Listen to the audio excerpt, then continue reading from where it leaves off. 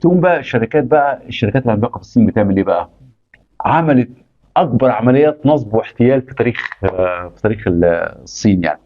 ولدرجه ان في شركه قالت لك تدفع، لو عايز تتعشى مع ميسي تعالى احنا نوفر لك عشاء خاص مع ميسي، مقابل تدفع كام؟ عارفين تدفع كام عشان تتعشى مع ميسي؟ 42,000 دولار، يعني مليون و300 الف. بس مليون و300 الف جنيه. بس والعشاء لمده قد ايه؟ 40 دقيقه بس. وعلشان خاطر ميسي هيقعد مع حد تاني، يتعشى مع حد تاني وبتاع كده. 42,000 دولار، طبعا دي كانت عمليه احتيال. في طبعا يعني انا كتير. مش عايز اقول دي عمليه احتيال يا علاء. ما مش الناس حقيقي، ما ميسي. بتستثمر، الناس لا، ما بتستثمر ميسي مش النجم. هيروح يعني، هو ميسي هيروح يتعشى؟ لا انا بس بتستثمر النجم علشان تعمل يعني الاحتيال. يعني يعني شوف الذكاء، يعني ذكاء يعني الشركات عمرو، المحتاله. يعني بيستثمر يعني اللي واحد عنده هيخبط على نجم. ميسي يقول له تعالى يا ميسي خد لا 42,000 هيتعشى، دولار 42,000 عشوة. لا يعني يقول لك إيه، واحد هيخبط على اوضه ميسي يقول له النبي يا كابتن تعالى احنا شركه عاملين مش عارف ايه، تعالى لا اتعشى سيبك من ده. وهنقسم مع بعض. لو في ال 100 20,000 واحد، دولار، ال 20,000 دولار بياخدهم ميسي في الثانيه، ال 20,000 دولار لا هو سيبك من 20,000. هو لو في 100 واحد هيتعشى. كمان من ضمن الطرف كمان ان عدد كبير جدا جدا من الناس المقتدره في الصين عملوا ايه بقى؟ حجزوا غرف في نفس الفندق اللي طبعا مقيم فيه اللي طبعا مقيم فيه ميسي، على امل ان هم يشوفوا ايه؟ طبعا. ميسي. طبعا طبعا وللاسف طبعا زي ما بيحصل مع النجوم الكبار ومنهم محمد صلاح، قفل الاوضه عليه وممنوع الدخول وحطوا عليه امن وكده. دي كانت واحده. قبل ما عمرو ما ننتقل بقى ناخد بقى بعض اصدقائنا نمس عليهم كده. سيد ابو خالد، مبروك للاهلي زعيم القاره، الله يبارك فيك. محمد ابراهيم الضبي، مبروك للنادي الاهلي بابا افريقيا، الله يبارك فيك.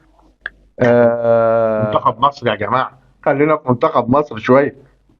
في بقى الاستاذ محمد سعيد هيسالك سؤال مهم جدا يا عمرو على حكايه اتفضل. قصه ارض اكتوبر.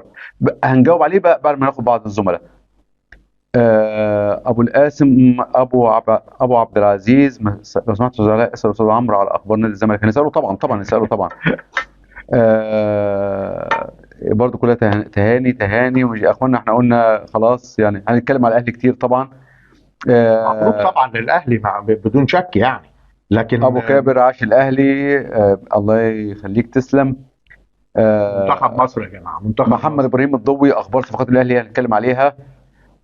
محمد ابراهيم الضوي، ليه هو انا زملكاوي عشان ندفع فلوس عشان نتعشى مع ميسي؟ لا يا عم، ده انا ادفع فلوس يا واتعشى مع ريت يا ميسي. ريت. ابو ادهم، مبروك يا استاذ علاء، الله يبارك فيك. خالد ابو عبد الله، علي معلول ابن الاهلي، طبعا ابن الاهلي. هنتكلم بقى يا عمرو بقى على قبل ما نخرج ونتكلم عن النادي الاهلي، عايزين نتكلم على اغرب تهنئه في التاريخ للنادي الاهلي. ايه بقى اغرب تهنئه؟ كل انديه العالم يعني تقريبا بعتوا النادي الاهلي، تمام. مانشستر سيتي، بايرن ميونخ، مش عارف الاتحاد الدولي، الاتحاد الافريقي، الانديه المصريه كلها باستثناء الزمالك طبعا، كله بعت برقيه تهنئه للنادي الاهلي والكلام ده كله. ده في تهنئه جت من نادي استون فيلا الانجليزي. استون فيلا الانجليزي تمام. بدأ القصه بقال ايه؟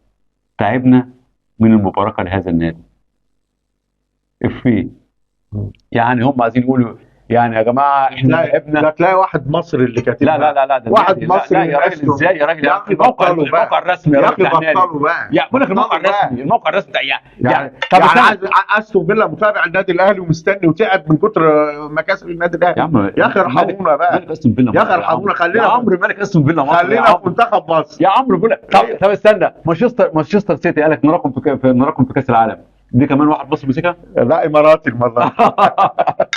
فدي كانت واحده من اغرب التهاني، يعني دي بتاكد على ايه؟ تعبنا من المباركه للنادي الاهلي. دي معناها ايه؟ معناها ان النادي الاهلي ده، يعني هم عايزين يقولوا النادي الاهلي ده بيفوز ببطولات كل شويه، واحنا كل شويه بنهنيه. وده طبعا يعني ده تمجيد يا عمرو، يعني انا بعتبر ده تمجيد كمان للنادي الاهلي. ان انا بقول لك كل شويه اقول لك مبروك، معناه انك انت عمال تكسب بطولات. فدي تهنئه غريبه جدا وطريفه جدا.